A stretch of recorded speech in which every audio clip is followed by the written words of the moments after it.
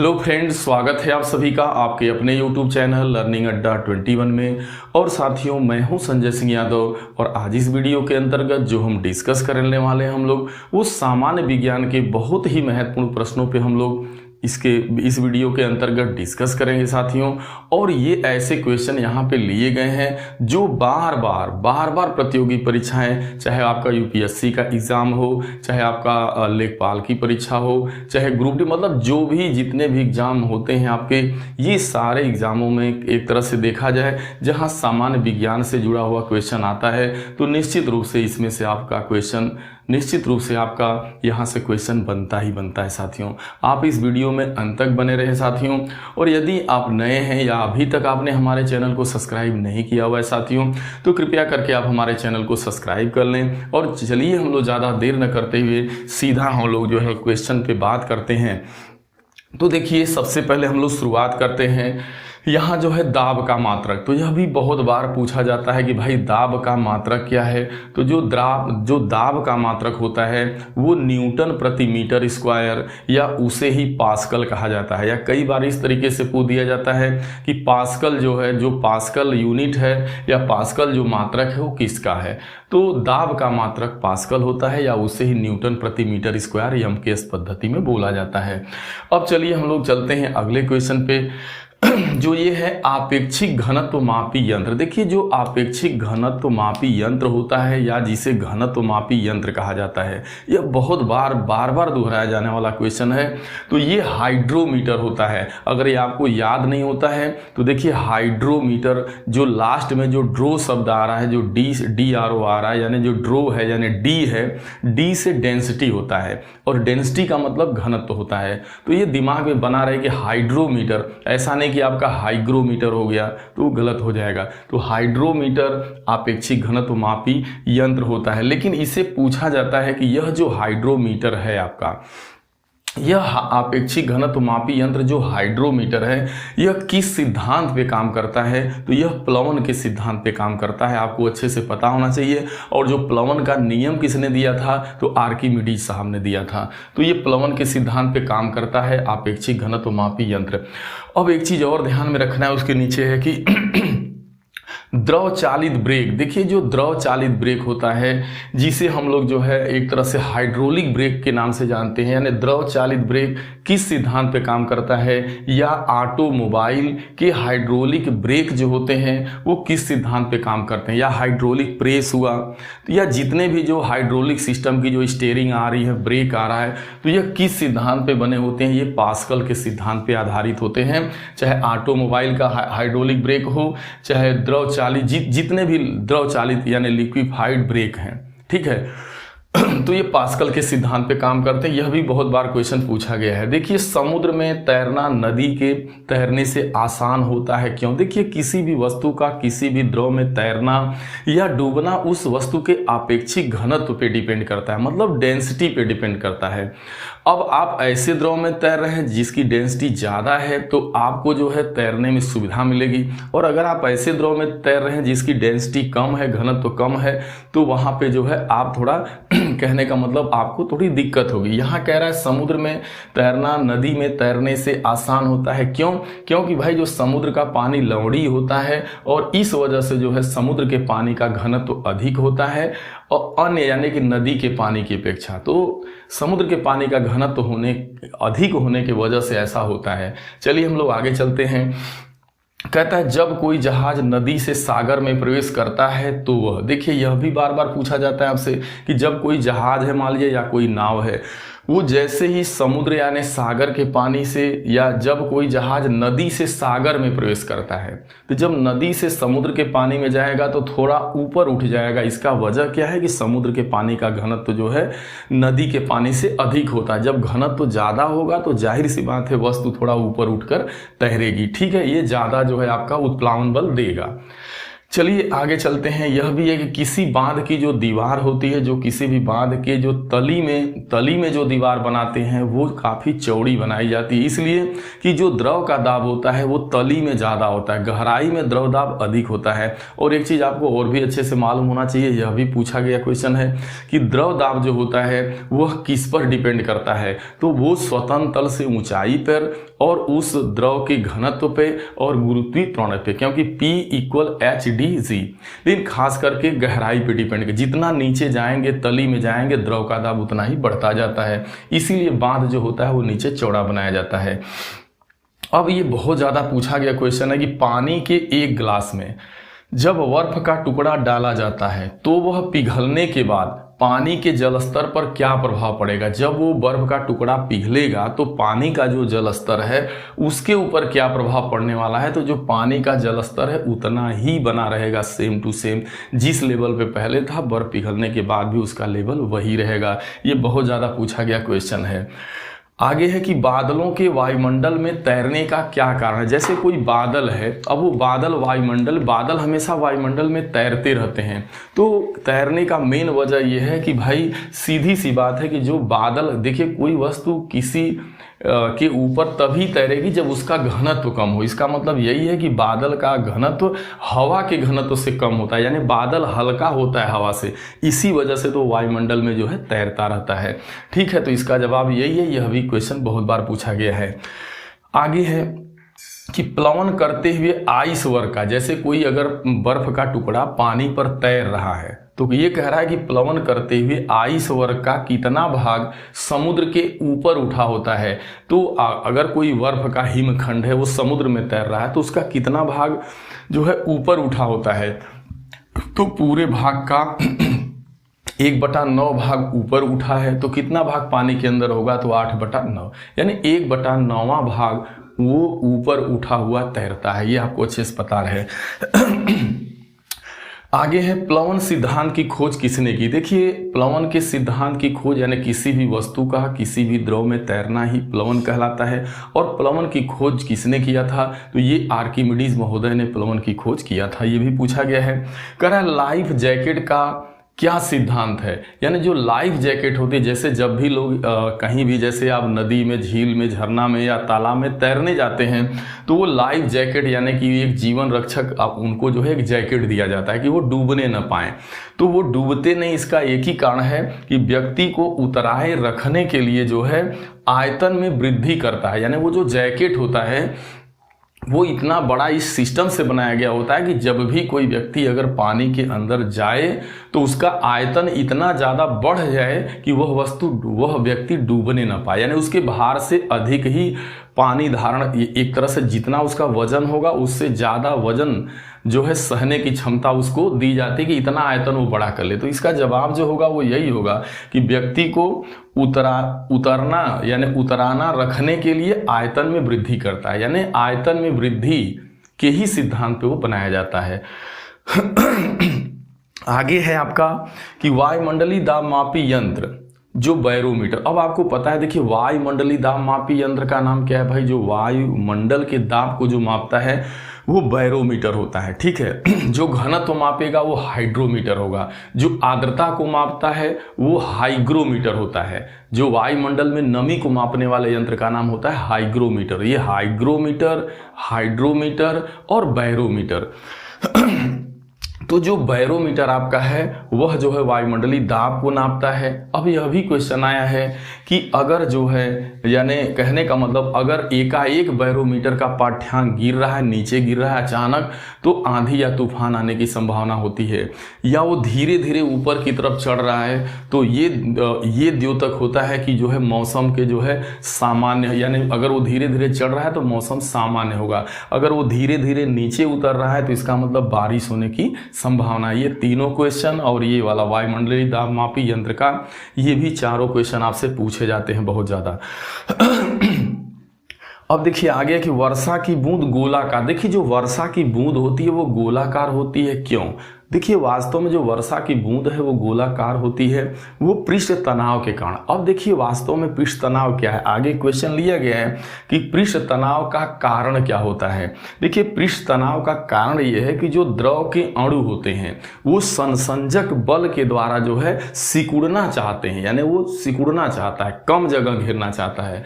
तो इसी के सिद्धांत पे आपका जो वर्षा की बूंदें होती हैं वो देखा जाए तो इसलिए गोलाकार रूप धारण करती हैं, यानी कम क्षेत्रफल को धारण करना चाहती हैं। ठीक है, तो पृष्ठ तनाव के कारण द्रव के अणु संसंजक बल के कारण एक दूसरे से अपनी ओर आकर्षित रहते हैं। ठीक है, वर्षा की बूंद गोलाकार होती है, क्यों? क्योंकि पृष्ठ तनाव के कारण ऐसा होता है। किसी द्रव का स्वतंत्र, देखिए किसी भी द्रव का स्वतंत्र पृष्ठ न्यूनतम क्षेत्रफल धारण करने की प्रवृत्ति रहता है, वो न्यूनतम क्षेत्रफल धारण करना चाहता है, इसीलिए वर्षा की बूंदें गोलाकार होती हैं। ठीक है, अब जैसे जो कोई या लालटेन है या कोई दीपक है जिसमें मिट्टी का तेल हो, या कोई लैंप हो जिसमें केरोसिन ऑयल हो, वो अनवरत ऊपर चढ़ता रहता है। किस वजह से? तो आपको पता है केशिकात्व की वजह से, उसमें केश नलिकाएं पाई जाती हैं, तो केशिकात्व के कारण ऐसा होता है। या जैसे कोई खेत है, अगर कोई खेत है, आप समझ रहे हैं कोई प्लाट है, तो देखते हैं कि जब उसकी नमी भगती है तो क्या करते हैं, खेत की जुताई कर देने से खेत की जो नलिकाएं होती हैं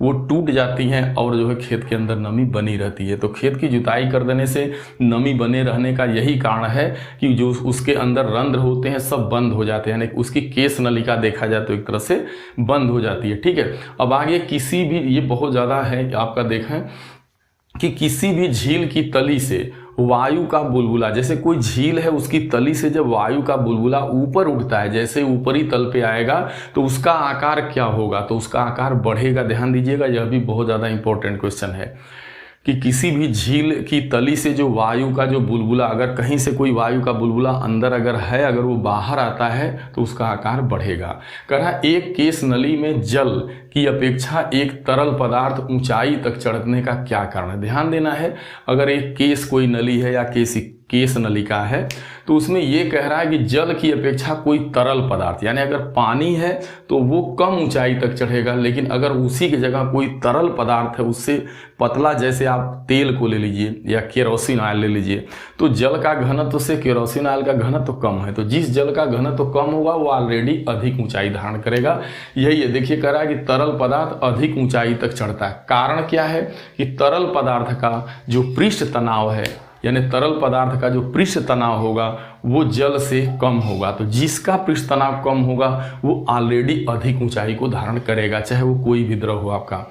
अब देखिए कागज पर फैली स्याही को, जैसे ध्यान देना, कागज पर फैली स्याही को आपको पता है कि जो स्याही पेपर होता है अवशोषित कर लेता है, क्योंकि स्याही का जो पेपर होता है, जो सूखता पेपर होता है, उसमें रंध्र बने होते हैं और वो केशिकात्व के कारण जो है, यानी ये किस कारण से ऐसा होता है, जो स्याही का जो पेपर होता है स्याही को अवशोषित कर लेता है, तो केशिकात्व के कारण। ठीक है, आगे है फुहारा किस सिद्धांत पे काम करता है?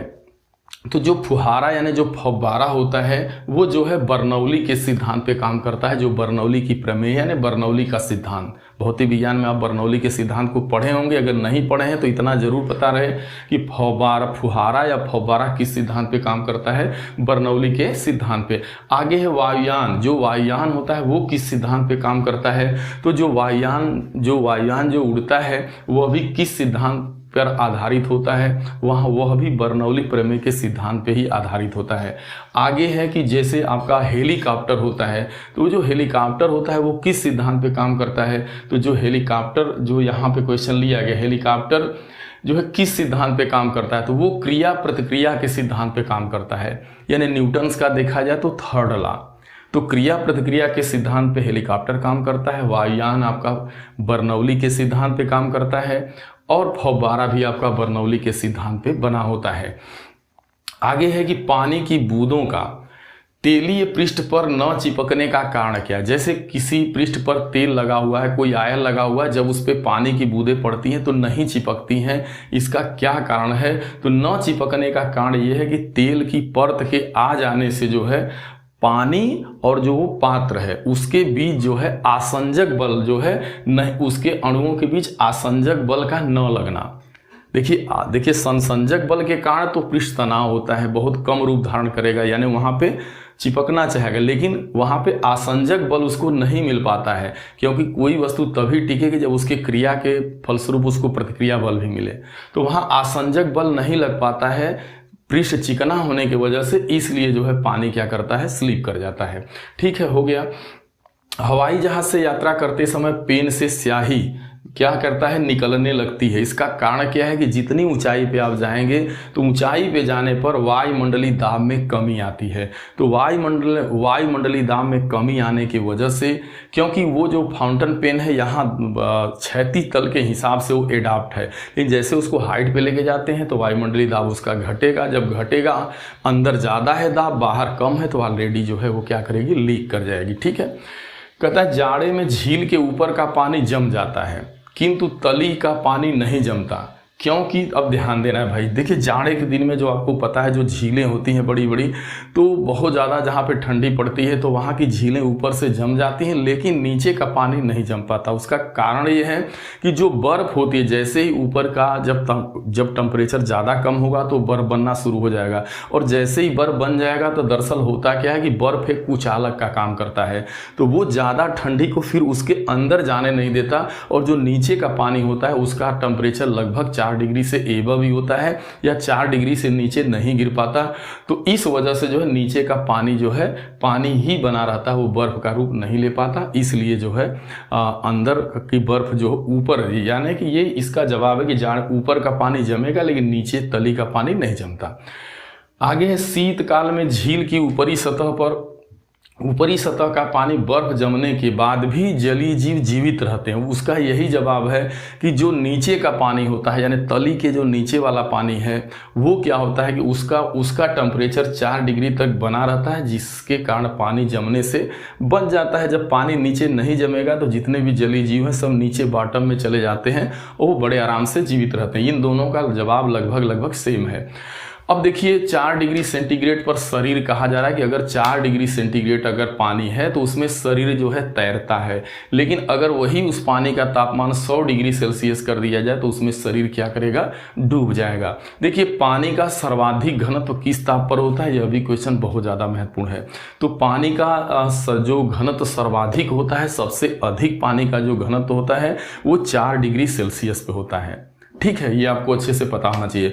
अब कहता है साबुन के तेल और साबुन के बुलबुले के अंदर का दाब। देखिए जो साबुन का बुलबुला होता है उसके अंदर का जो दाब होता है वो क्या होता है, वो वायुमंडलीय दाब से कम होता है कि अधिक होता है। तो आपको समझ जाना चाहिए कि साबुन के बुलबुले के अंदर का जो दाब होता है वो वायुमंडलीय दाब से जो है आपका जो है क्या होता है, वो वायुमंडलीय दाब से क्या होता है, कम होता है। ठीक है। फिर देखिए साबुन के बुलबुले के अंदर का दाब यानी वायुमंडलीय दाब से क्या होता है, आपका कम होता है। ठीक है। पानी में डिटर्जेंट डालने पर ध्यान देना, जब कोई पानी है उसमें आप साबुन डालिएगा, कोई डिटर्जेंट डालिएगा, तो आप देखते हैं कि उसका पृष्ठ तनाव, वो पानी पतला यानी पानी पतला होता है तो साबुन क्या करता है कि उस पृष्ठ तनाव को कम कर देता है। जब कम पृष्ठ तनाव का पानी होता है तो इसीलिए वो कपड़े के जो है रंध्र तक जाता है और मैल को धो डालता है। कहने का मतलब डिटर्जेंट डालिएगा तो पानी का पृष्ठ तनाव कम होगा, यानी पानी पहले से पतला होगा। आगे है कि वस्तु की मात्रा बदलने पर ध्यान दीजिएगा। अगर कौन ऐसा पदार्थ है भौतिक विज्ञान के अंदर जिसमें जो है कहा जा रहा है कि वस्तु की अगर मात्रा क्वांटिटी आप घटा रहे हैं तो उसके बावजूद भी क्या चीज़ उसका परिवर्तित रहेगा, तो उसमें बहुत सारे ऑप्शन होंगे, लेकिन ध्यान में रखिएगा घनत्व। जैसे पानी आप 1 ग्राम लो, चाहे 100 ग्राम लो, चाहे 10 लीटर लीजिए, पानी का जो घनत्व है तो वही रहेगा। ठीक है। तो घनत्व अपरिवर्तित रहता है। वस्तु की मात्रा बदलने पे क्या परिवर्तित रहेगा, घनत्व। देखिए बर्फ पानी पर तैरता है। अब ये कह रहा है कि बर्फ पानी पर तैरता है। क्यों तैरता है भाई, बर्फ जो है वो पानी पर तैरता है, इसलिए तैरता है कि बर्फ का घनत्व कम होता है। कोई वस्तु किसी द्रव के ऊपर तभी तैरेगी जब उसका घनत्व उस वस्तु के घनत्व से कम होगा तो हल्की होगी, तैरेगी। ठीक है। जब बर्फ पिघलता है तो उसका आयतन क्या कर, देखिए जब बर्फ पिघलता है तो उसका आयतन क्या करता है, तो जैसे ही बर्फ पिघलता है तो उसका आयतन जो होता है वो पहले से घट जाता है। ध्यान देना है, यानी जब कोई बर्फ पिघलेगा तो उसका जो आयतन है वो पहले से घट जाएगा। कहता है पानी से निकलने पर, जैसे कोई सेविंग, जैसे आपका ब्रश होता है, सेविंग क्रीम उसमें लगा होता है, या जैसे ही जब ब्रश को आप पानी में डाल के ऊपर निकालते हैं तो जितने भी ब्रश के जो भी उसके जो बाल होते हैं आप देखते हैं आपस में चिपक जाते हैं। तो उसके चिपकने का क्या कारण है, तो वो ऐसा क्यों होता है, वो पृष्ठ तनाव के कारण जो उसके ब्रश के बाल हैं वो आपस में चिपक जाते हैं। ये जितने भी क्वेश्चन साथियों थे ये सभी के सभी क्वेश्चन कहीं ना कहीं किसी न किसी एग्जाम में आपसे बार बार पूछे ही गए हैं साथियों। और साथियों, यदि ये वीडियो आपको अच्छा लगे या अच्छा ज़रूर लगा होगा, ये सारे क्वेश्चन बड़े यूनिक है, मैं उम्मीद करता हूँ, ऐसी आशा आपके साथ करता हूं। तो साथियों, इस वीडियो को आप जो है अपने लोगों के बीच, अपने मित्रों के बीच शेयर करना साथियों ना भूलें। और यदि अभी तक आपने हमारे चैनल को सब्सक्राइब नहीं किया हुआ है साथियों, तो आप कृपया करके हमारे चैनल को सब्सक्राइब कर लें साथियों। और कमेंट आप ज़रूर करें और लाइक करना भी ना भूलें। कम से कम आप लाइक तो दे दो, कोई व्यक्ति इतना आपके लिए मेहनत कर रहा है तो लाइक देने में क्या जाता है, आप लाइक तो दे दो, कम से कम कमेंट तो आप करो। तो कमेंट भी आप ज़रूर करें, ये वीडियो कैसी लगी या क्या है इसके अंदर कमी है, क्या आप चाहते हैं। तो साथियों, आप सभी का बहुत बहुत धन्यवाद और मिलते हैं नेक्स्ट वीडियो में। तब तक के लिए थैंक यू वेरी मच।